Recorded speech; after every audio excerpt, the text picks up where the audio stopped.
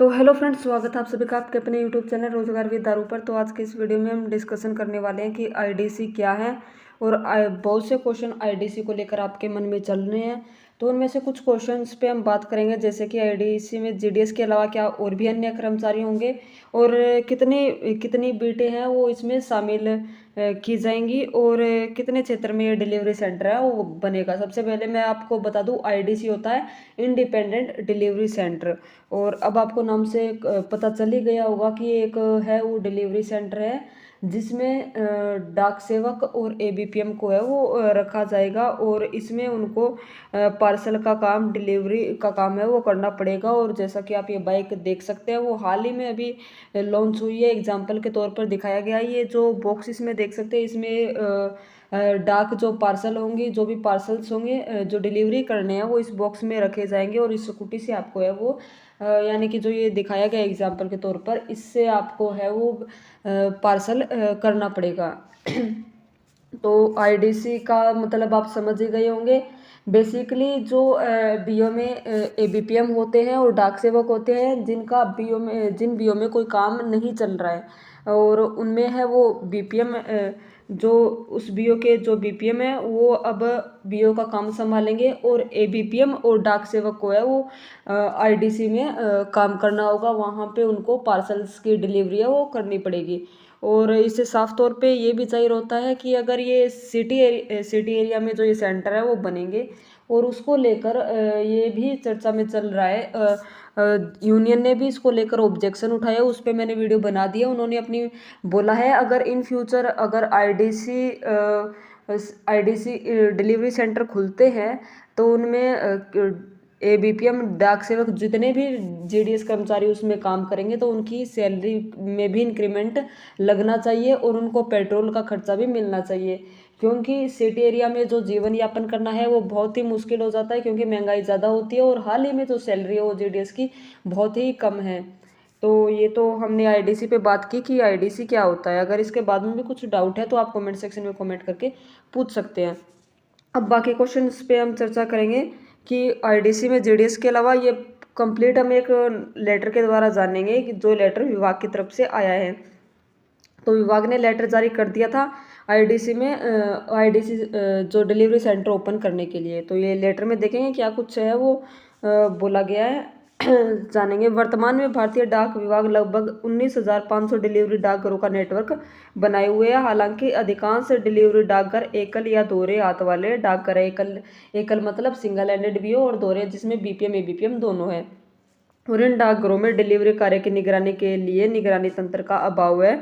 और इसके अलावा विभाग ने नोडल डिलीवरी केंद्रों के माध्यम से पार्सल की डिलीवरी को लागू किया है, और इसके अलावा परिणाम स्वरूप एनडीसी के माध्यम से वितरित किए जाने वाले पार्सल की डिलीवरी में सुधार हुआ है। तो जैसा कि इन्होंने एक बात बोली यहाँ पे कि जो डाकघरों में है वो निगरानी तंत्र का अभाव है। तो सबसे पहले इन्होंने खुद ही इस रीड को है वो कमज़ोर बनाया है, क्योंकि जितने भी डाकघर हैं वो बीपीएम है या एबीपीएम जो भी है वो अपने किराए से लेकर रह रहे हैं। उनकी हालत, डाकघरों की हालत इतनी बदतर है कि वहाँ पर कोई भी ऑफिसर है वो जा ही नहीं सकता। कुछ कुछ डाकघरों की हालत तो इतनी बदतर है कि उसमें खुद बीपीएम एबीपीएम जो भी है उस बीओ के वो 1 मिनट के लिए भी टिक नहीं सकते। तो इतने गंदी व्यवस्था है वो डाकघरों की चल रही है।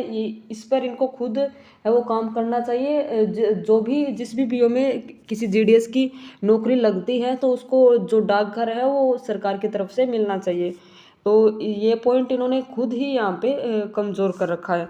उसके बाद में नेक्स्ट देखेंगे, नेक्स्ट पॉइंट। इसके अलावा डाकघरों के डिलीवरी कार्य को फ्रंट एंड संचालन यानी बुकिंग काउंटर से अलग करने की आवश्यकता है, और वर्तमान में डिलीवरी संबंधी कार्य डाकघर के कार्यों में से एक, और रविवार छुट्टी या दूसरी डिलीवरी पर विशिष्ट डिलीवरी संबंधी कार्य करना या सुबह जल्दी या देर शाम से डिलीवरी सेवाएं प्रदान करना बहुत कठिन है, जैसा कि कुरियर, एक्सप्रेस, पार्सल बाजार में होता है। तो ये जो डिलीवरी सेंटर है ये कहीं ना कहीं एक जो डिलीवरी अलग जो दूसरे डिलीवरी सेंटर है जैसे फ्लिपकार्ट हो गया, अमेजन हो गया, तो उनको टक्कर देने के लिए कहीं ना कहीं ये बनाए जा रहे हैं। और इनकी जो अभी जो कार्य इनका चल रहा है, लेकिन यूनियन ने तुरंत इसका कार्य रोकने के लिए लेटर लिखा है विभाग को। देखते हैं उसका क्या परिणाम रहता है।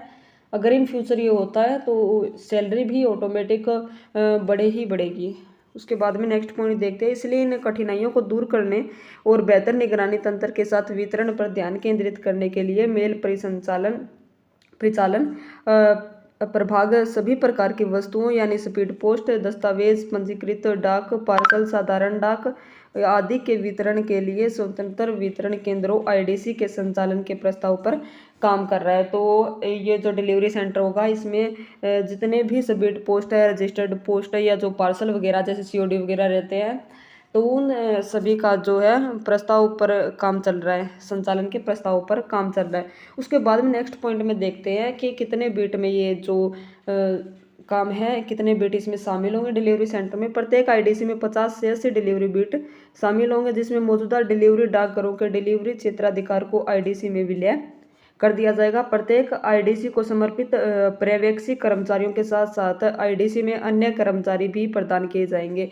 यहाँ पे एक पॉइंट आप देख सकते हैं कि पर्यवेक्षी कर्मचारियों के साथ साथ इसमें जो अन्य कर्मचारी है वो भी इसमें मतलब बहुत से कर्मचारी इसमें काम करेंगे, जेडीएस के अलावा भी और अन्य कर्मचारी भी इसमें रहेंगे। और आगे चलकर पार्सल की डिलीवरी के लिए सर्किलों द्वारा पहले से संचालित नोडल डिलीवरी सेंटर एनडीसी को आईडीसी के साथ विलय कर दिया जाएगा, यानी कि जो एनडीसी जो सेंटर है अभी उसको आईडीसी में शामिल कर दिया जाएगा। और यह एकीकृत सुविधाओं की स्थापना के लिए विभाग की नीति के अनुरूप आईडीसी के साथ सह स्थित किया जाएगा। प्रत्येक इसके बाद में हम इसके क्षेत्र की बात करते हैं कि कितने क्षेत्र में ये जो है सेंटर बनाएंगे।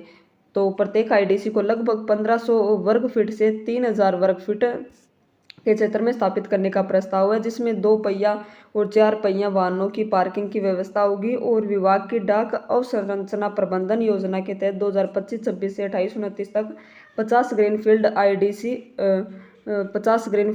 आईडीसी और 1800 ब्राउनफील्ड आईडीसी स्थापित करने का प्रस्ताव है। तो यही सब कुछ था इस लेटर में। आई होप आपको समझ में आया होगा। इसके बाद आईडीसी को लेकर अगर आपका कोई डाउट है तो आप कमेंट सेक्शन में कमेंट करके बता सकते हैं। ये वीडियो आपको अच्छी लगी होगी, चैनल पर नहीं है तो चैनल को अभी सब्सक्राइब कर ले, ताकि जेडीएस से जुड़ी पल पल की अपडेट है वो आपको टाइम टू टाइम इस चैनल पर मिलते हैं नेक्स्ट वीडियो में। तब तक के लिए बने रहिए। जय हिंद, जय भारत।